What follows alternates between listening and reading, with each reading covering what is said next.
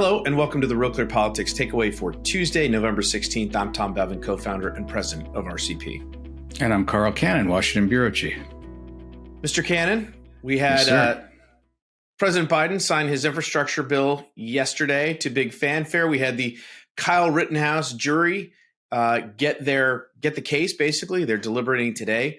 But I want to ask you about this story, which captured a lot of news attention yesterday from CNN, about Vice President Harris and the concerns within her camp about how perhaps the Joe Biden, his staffers in his White House are sabotaging her. She has lower approval ratings, lowest for any vice president in modern history, has had her number of stumbles in the first 10 months of this administration.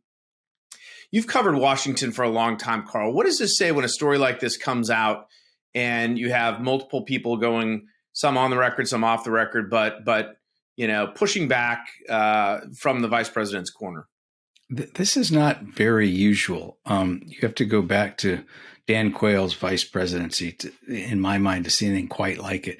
Presidents in the old days, presidents chose vice presidents to balance their tickets, and that usually meant regional balance. And in today's an ideological balance in the two parties. Today, it means more than that. You got diversity. Gender and ethnic diversity. Kamala Harris was picked with that in mind. Joe Biden didn't hide that. But what you have here is a president who in his first year is underwater, is polling poorly. And the vice president is polling, as you pointed out, even more poorly. And they've started to point fingers. Her camp, according to that CNN story, the reporter's a good reporter. I have no reason to doubt its veracity. Says that they're setting her up to fail, that they're giving her impossible tasks, go solve the border crisis. Which they did. Yeah. And the White House officials loyal to the president are pushing back, say, well, okay, but even the stuff we've given her that's easy to do, even the ribbon cuttings, she's blown that. She's made these gaffes and she's appeared awkward. It's unseemly, but it's not, if you think about it, illogical. They're both polling poorly. She would like to succeed Joe Biden. She needs him to do better for her to do better. So there's probably some frustration with both sides, but I would think more from her side toward him. There was also, Carl, this sort of tinge of racial and gender sort of victimization, if you will. I mean, there was one line in there that said, she's become a target of Republicans, and mentioned racism and sexism being a prime reason for that. But there was also this mention that folks within her orbit were put off by how quickly the administration went out to defend the, quote, white man, Pete Buttigieg, when he was under attack from Republicans for being basically sort of MIA. He was on paternity leave, but they didn't announce it to anyone. The administration came out and defended him, and that sort of, I guess, rubbed her folks the wrong way. How much of this do you think is attributable to racism and sexism, and how much of this is just, her fault on her own? Nobody forced her or didn't force her to go to the border for 6 weeks while she took all that negative publicity until she finally went. So how much of this is those larger issues at play that always seem to crop up when folks are looking for some explanation? Well, that's how Democrats increasingly see the world, through the prism of identity politics. So that she's the first woman of color to be vice president. It's logical they would bring that up, but that doesn't seem to be the primary motivation here. They're frustrated. You have an underling frustrated with her boss because she thinks the boss is underperforming and giving her tasks that she can't do. I kind of look at it in a straightforward way. But remember this about Kamala Harris. There's a question, a legitimate question to be raised. Was she ready for national office? She hadn't been in the Senate very long. She hadn't done anything there of note.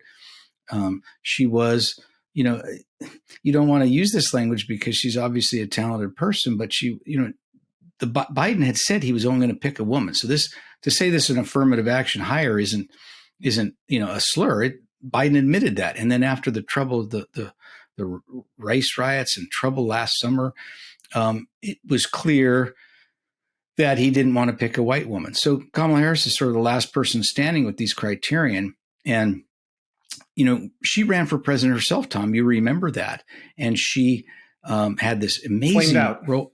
Well, she had an amazing rollout, raised all this money, got flattering coverage, adoring press coverage, really. I'd never seen anything quite like it. And the voters didn't cotton to her. The campaign wasn't well organized. She ran out of money. She never even made it to the starting line. So the idea that she'd be ready for the presidency, maybe she isn't ready yet. And well, so this is the next discussion that is already taking place, and we're only a year into Biden's presidency. And the question is, well, is he going to run again? Maybe he's not. He said he was sort of this transitional figure, and he's, what is he now, 79 or something? I think he'd be 82 if he runs again. And is he going to just hand the reins over to Kamala for her to be sort of the heir apparent? But, and I've said this, publicly before, Carl, and now there seems to be more and more speculation about this. She will not clear the field. She will get challenged because I think Democrats see that she is a weak candidate. She did not perform well the first time around. I don't think Democrats, particularly ambitious Democrats who want to, be president, are just going to let her, take get handed the baton and without putting up a fight. In which case, contested primary is going to be a very difficult thing for Democrats. Well, maybe, but let me offer a dissenting view of that. You always do, Carl. This is why we love you. Go ahead. Well, what you said seems logical, Tom, but Ronald Reagan had poor poll ratings his first year in office. We could look, not much different than Joe Biden now. We don't know how this is going to look next year. If the economy roars back, if we put the pandemic behind us, if Biden has a year where foreign policy is not top of the news, if this administration finds its sea legs and the Democrats win in the midterms next year. Now, these are a lot of ifs, but they've happened before. And as I said, it happened to Reagan. I mean, George H.W. Bush got what was thought of by many Republicans as Ronald Reagan's third term. So I think it's too early to write Joe Biden off, let alone his entire administration. And if he rights the ship and wants to go out on top, and Kamala Harris's popularity is increasing, you'd still probably have a contested primary. George H.W. Bush was challenged in a primary after Reagan left. So you'll have a primary regardless in that instance, but I wouldn't count Kamala Harris out just yet. Has there ever been a situation, Carl, where a sitting president or vice president has been challenged by a member of their own party that has worked out well, that they've gone on to win? You know what? I'll paraphrase Ike. Give me a week and I'll think of one. The ones that come to mind. He was talking about. You mentioned George. Talking about Richard Nixon, but you mentioned George H.W. Bush. You look at Ted Kennedy's Roosevelt, challenge. I mean, these things do not typically work out well for the incumbent party. Well, it's better to have a unified party, no question. I mean, Roosevelt dumped his vice president and won again. All these situations are different. We've had so few presidents. It's hard to extrapolate and come up with an ironclad rule. I would think if I was a Democratic donor or loyal Democratic Party member that an uncontested primary would be better, but they're very rare. And I wouldn't think a contested primary would necessarily lead to a bloodbath. The Democrats would have to, in my opinion, rein in some of this talk about identity politics. But this slicing and dicing of the electorate may have, gone far enough. It may have, the Virginia results suggest that the swing voters are tired of it. So the one thing that I'll get the last word here. The one thing that could save a divided Democratic Party perhaps is Donald Trump running in 2024. That would help unify them to probably the best possible way. So, all right, we will leave it there for this morning. I'm Tom Bevan, co-founder and president of RealClear Politics. And I'm Carl Cannon. This has been the Real Clear Politics Takeaway for Tuesday, November 16th, 2021.